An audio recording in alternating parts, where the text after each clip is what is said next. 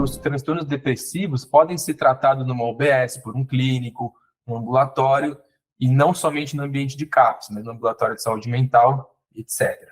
A gente sabe que é um problema de saúde pública e nos Estados Unidos acaba sendo a segunda maior causa de incapacidade. Então a gente está falando de um gasto para a saúde pública muito grande, né? Um tempo de vida muito perdido para esses pacientes em termos econômicos.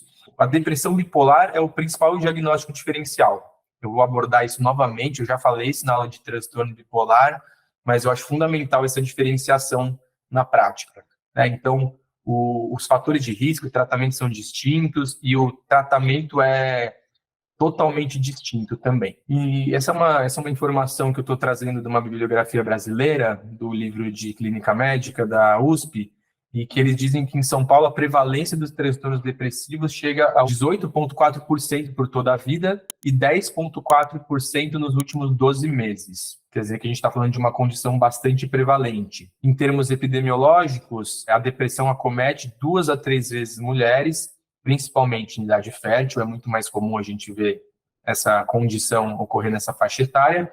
E aí, observa que 40% dos casos, o primeiro episódio acontece entre os 20 anos, quer dizer que 40% dos casos ocorrem entre os 20 anos, quer dizer, é bastante, ou seja, é doença de gente jovem na maior parte das vezes. E 50% entre 20 e 50 anos. Já após os 50 anos, é bem menos comum, embora continue acontecendo, a gente vai chamar isso de segundo pico. Com relação ao curso e evolução, acho que a gente sabe que a depressão tem um início mais insidioso, ou seja, ela começa lentamente, ela começa aos poucos, ela vai dando alguns sinais, vai acometendo a qualidade de vida do paciente, de forma que muitas vezes é até difícil de perceber que o paciente está deprimido. Ele pode achar que ele está numa fase ruim, que ele está um pouco cansado, que ele está sobrecarregado, que ele está com um problema no relacionamento ou no trabalho. Então, esse quadro vai sendo pintado aos poucos. Um dado muito importante é esse daqui, que 80% apresenta mais de um episódio ao longo da vida, o que faz a gente pensar que a depressão pode ser uma condição que tende à cronicidade. Claro que quando a gente está diante de um paciente deprimido, a gente não pode dizer para ele que ele tem 80% de chance de ter